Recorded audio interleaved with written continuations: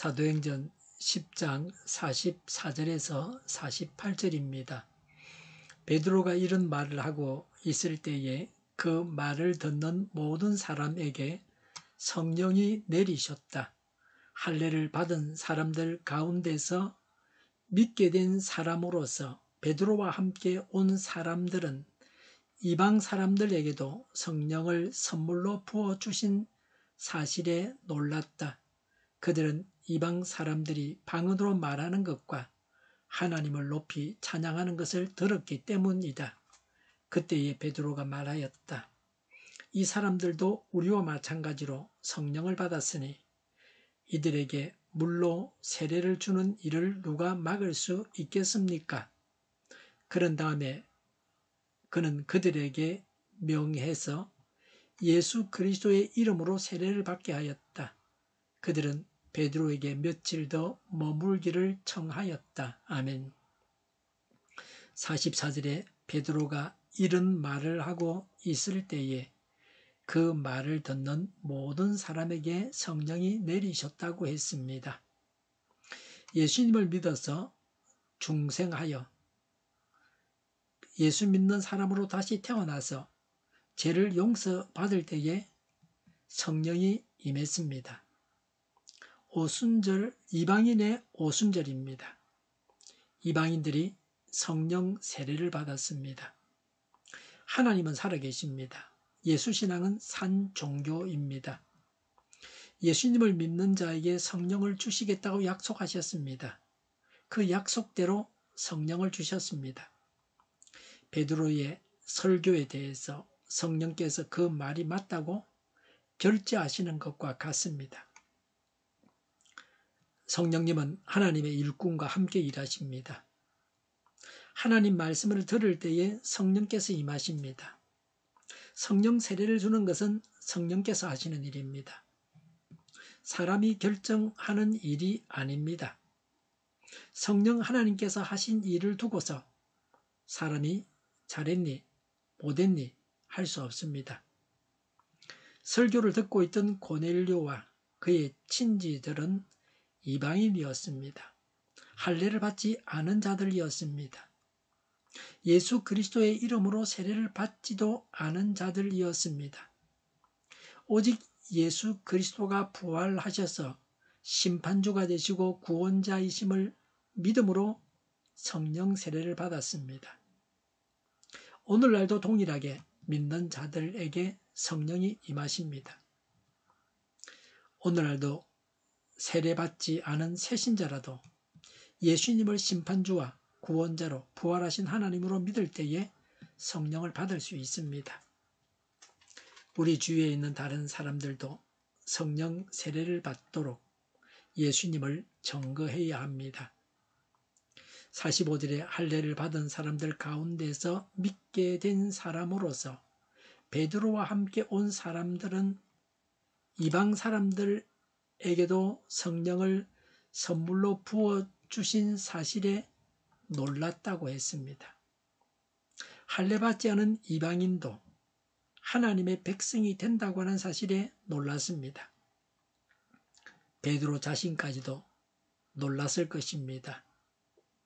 유대인들의 생각이 얼마나 잘못되었는가를 보여줍니다. 유대인들은 이방인들에게 복음을 전하는 것을 꺼렸습니다.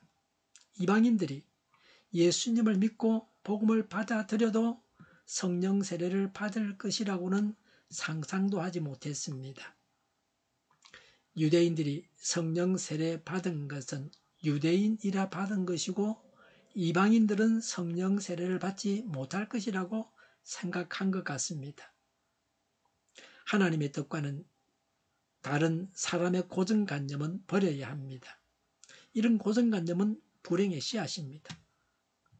이런 고정관념이 항상 현실을 오판하게 하고 하나님의 뜻을 파악하는 데 방해가 됩니다. 46절에 그들은 이방 사람들이 방언으로 말하는 것과 하나님을 높이 찬양하는 것을 들었기 때문이다 라고 했습니다.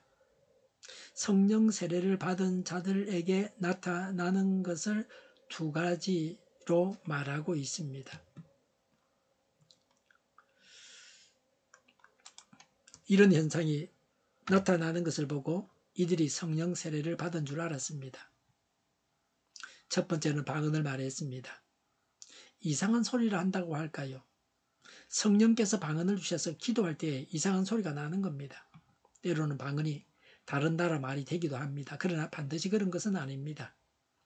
외국어가 아닌 것은 방언이 아니라고 해서는 안 됩니다. 천국 방언도 있습니다. 방언은 성령께서 주시는 은사입니다. 성령 세례를 받을 때에 쉽게 드러나는 은사가 방언입니다. 그래서 방언을 해야 성령 세례를 받았다고 해서는 안 됩니다. 그건 틀린 겁니다. 성령 세례의 핵심은 방언 아닙니다. 확신입니다. 하나님이 주시는 흔들리지 않는 확신입니다. 성령 세례를 받고도 방언을 말하지 않을 수도 있습니다. 두 번째는 하나님을 높이고 찬양했습니다. 사람이 의지를 가지고 하나님을 찬양하는 것도 잘 하는 일입니다. 그러나 여기서는 성령 세례를 받았기 때문에 하나님을 찬양했던 것입니다. 성령 세례의 골자는 하나님께서 주시는 흔들리지 않는 확신입니다. 사람이 흔들어 놓을 수 없는 확신입니다. 어떤 논리를 가지고 사람이 흔들어 놓을 수 없는 확신을 가지게 됩니다. 그게 성령 세례의 골자입니다. 이게 있어야, 이런 확신이 있어야 성령 세례 받은 것입니다. 이것은 로이드 존즈 박사님의 주장입니다. 그러나 확신은 밖으로 드러나는 건 아닙니다. 확신하게 되니까 자연스럽게 하나님을 찬양할 수밖에 없었습니다. 성령으로 세례를 받아야 합니다. 성령이 임한 것은 방언을 말하며 하나님을 높이고 찬양하는 것을 통해 알 수 있었습니다. 교회를 다니면서도 성령 세례를 체험하지 못한 분들이 있습니다. 일생에 여러 번 성령 세례를 체험하는 사람도 있습니다. 성령 세례 받아야 구원받은 것은 아닙니다. 성령 세례를 받을 때에 하나님께서 주시는 확신을 가지고 또 하나님의 능력을 받아서 행하기도 합니다. 하나님의 일을 힘있게 할 수 있습니다. 세례를 베풀어서 교회의 회원이 되게 했습니다. 46절에 그때에 베드로가 말하였다. 47절에 이 사람들도 우리와 마찬가지로 성령을 받았으니 이들에게 물로 세례를 주는 일을 누가 막을 수 있겠습니까? 48절에 그런 다음에 그는 그들에게 명해서 예수 그리스도의 이름으로 세례를 받게 하였다고 했습니다. 성령님을 따라서 교회가 행했다는 것은 아름다운 것입니다. 오늘날도 성령님을 따라서 행해야 합니다.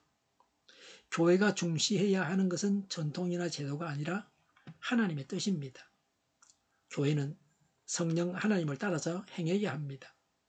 성경에 말씀하신 대로 행해야 합니다. 물세례는 형식적인 것이라고 하면서 필요 없다고 해서는 안 됩니다.